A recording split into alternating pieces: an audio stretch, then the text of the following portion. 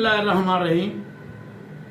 حکیم شہزاد کو دانیہ شاہ سے شادی کرنے پر جو دھمکیاں دی جا رہی ہیں، میں ان کی پرزور مذمت کرتا ہوں، کیونکہ شادی کرنا کوئی جرم نہیں ہے۔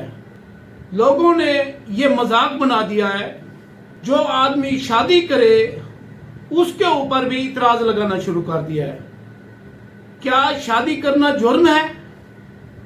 ایک آدمی شریعت کے مطابق کام کرتا ہے، نکاح کرتا ہے، تو اس کے اوپر باتیں کرنا یہ بہت بڑا شرم کا مقام ہے۔